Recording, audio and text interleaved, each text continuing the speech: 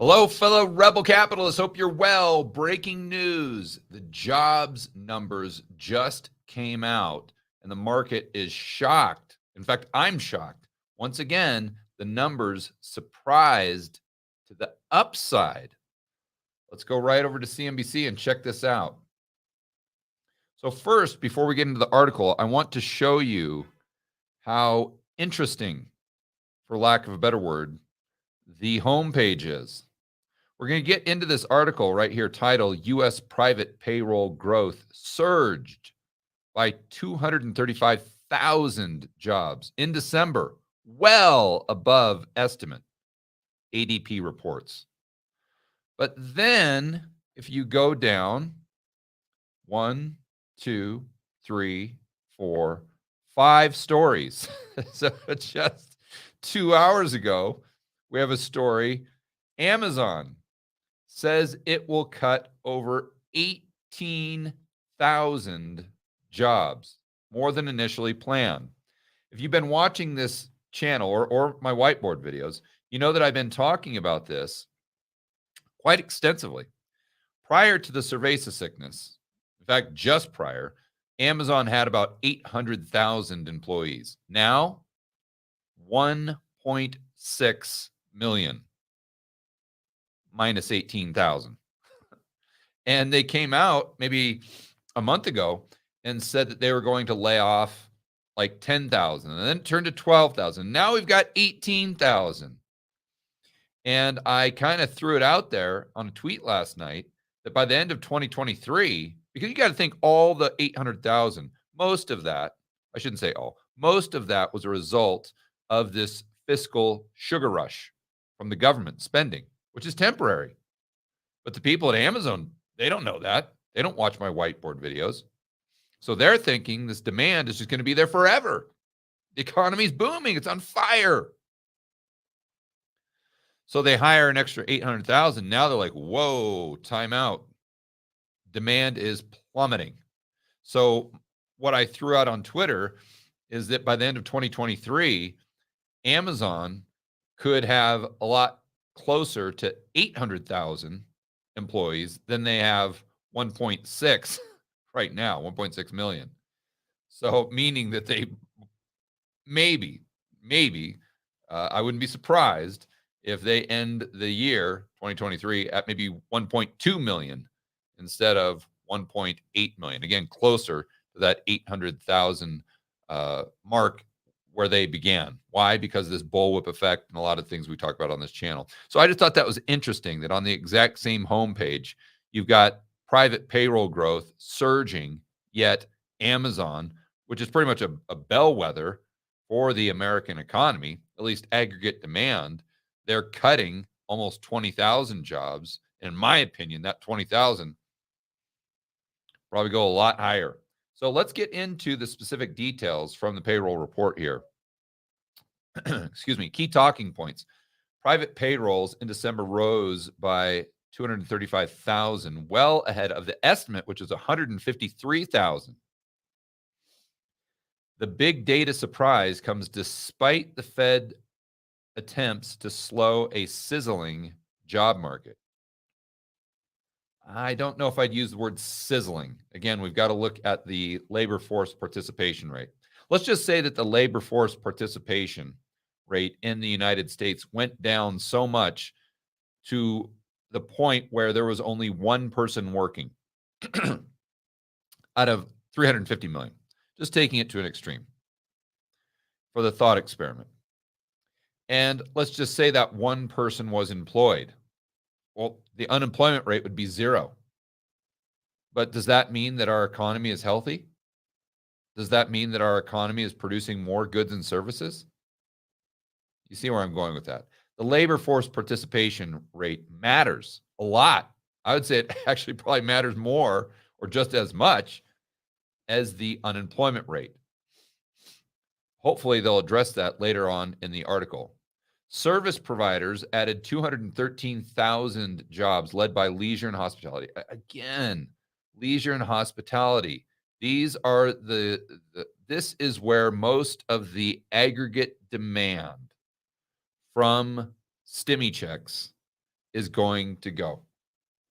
And if it's not stimmies, it's going to be additional welfare benefits, just like we talked about yesterday, how in many states, people on welfare are making more than the median income. Well, this is exactly where it's going to go. It's going to go into leisure. It's going to go into hotels, travel, restaurants. It's there you go. It's not going to go into manufacturing, as an example. So let's see. Service providers in general added 213, led by leisure hospitality, which accounted for 123,000. Professional and business services grew by 52,000, while education and health services 42,000. Yeah, I mean, again, I say it all the time that the United States economy is just simply an economy that's fueled by domestic services and the aggregate demand created by those services. But all the stuff that we sell it's all made somewhere else. And so why does that matter? If you watched my whiteboard video on the end of the American Empire, I discussed Egypt going back to, what was it, 1782 or 81 BC. My memory serves me right. And this is when their empire really started to decline. Why? Because there was this group called the Sea People that was just going around and kind of wiping out all of their trading partners. And while Egypt beat the Sea People in a battle or a war, the Sea People killed off so many of their trading partners that after a few decades, they indirectly killed off Egypt as well, even though they didn't beat them in the specific direct battle. Why? Because Egypt was dependent upon all of these trading partners for a lot of their goods and services, most likely goods, just like we are dependent on everyone else for the goods that we have. So this puts us in a very vulnerable, excuse me, this puts us in a very vulnerable position. Moving on, trade, transport, utilities saw a job loss of 24,000 on the month, while natural resources mining declined 14,000. Financial activities dropped 12,000. So again, just everything is all about the fiscal sugar rush from 2020 and 2021. So I'm scrolling through the article because I'm really curious as to, well, I guess they're not talking about the unemployment rate specifically, so they probably won't address the labor force participation because they're just looking at a net increase or decrease in the number of jobs. So we probably won't get that data. That's probably in a different report, I'd assume. So ADP reported that annual pay across all categories rose 7.3% from a year ago, led by a 10.1% increase in the pivotal leisure. Again, it's not only the jobs there, but the wage increases are there as well. So, I mean, it's great now. And I hope it lasts. But if I'm placing odds, I'm going to assume that this is going to come to an end, because you just have to go back and ask yourself, if we never would have had the stimulus checks, if we never would have had PPP, if we never would have increased the welfare benefits to where they are today, can we honestly say, if we never would have done any of that, can we honestly say that the jobs would just be booming and leisure and hospitality would just be on fire? I mean, you've got to think that through. You've got to look at, okay, so what are the variables here? And then you kind of go down the list and say, okay, what could the contributing factors be? They say the labor market is strong and fragmented. And what's amazing is they just leave it at that. They don't look at where it's fragmented and say, weird. I wonder why all the jobs are coming from this one area where people spend money very, very quickly, where velocity is high. Let's just put it that way. And you'd think that they'd have the intellectual curiosity to kind of walk down that road to dig deeper and maybe come to some conclusions.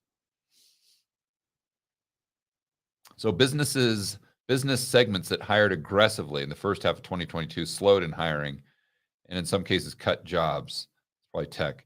Trade transportation, and we went over the specific job numbers.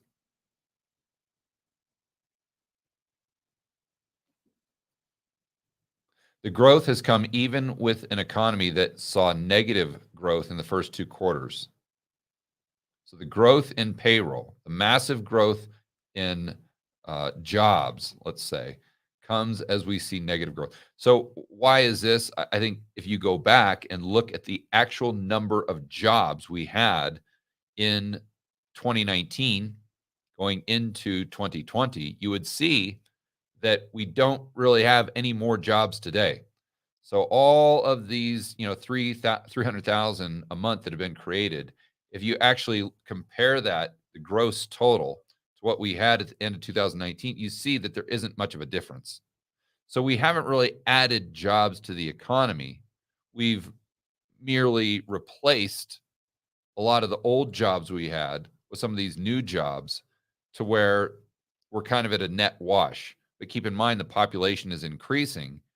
And anytime that you have economic stagnation, where you just plateau, even if you start here, go way down here, and then 3 years later, you go right back to that high water mark, that still is an economic plateau. That in and of itself, especially over long periods of time compounded, will result in the exact same effect as an economic depression. Because you've got trend line growth like this, you've got the population growing like this. So if the economy does this, or if jobs do that, then you've got a decline in that economic metric relative to the rate of growth in things like the population. So that translates into a standard of living that is decreasing. I mean, this is what they should really, I granted, we definitely need the number month over month. But I think in this type of article, if they're being intellectually honest, they would also include the gross number of jobs that we have total, compared to the gross number of jobs that we had, let's say, in 2019 or 2020, right before the cerveza sickness. And now the markets are taking a hit. I saw that the probability of a 50%, 50 basis point rate hike in February was up like 30%. Now it's at like 43% chance of a 50% of a 50 basis point hike. And the market's down over 300 points. Yeah. What's weird is you would think the average Joe and Jane would scratch their head and say, wait a minute, or even the people at CNBC that are maybe a little more sophisticated would scratch their head and say, wait a minute, do we really want a stock market that would prefer a worse economy yet lower interest rates to a better economy and higher interest rates? I mean, that's what the stock market is telling you right now.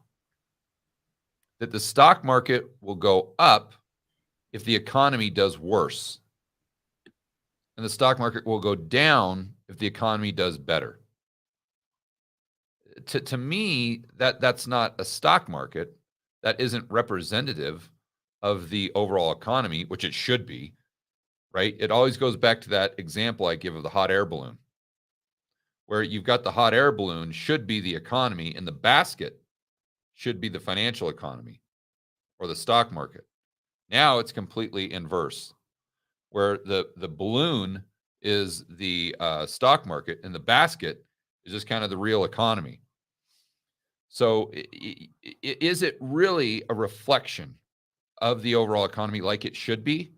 Or is this just proof positive that it's just simply a casino? And these people are just gambling on liquidity and interest rates.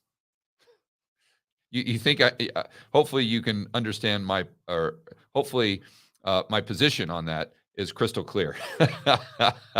I think that this is just a complete casino where everyone is gambling, like I said, on just liquidity, interest rates, what the Fed is going to do next, and the underlying fundamentals are almost irrelevant, which, by the way, is that doesn't end well.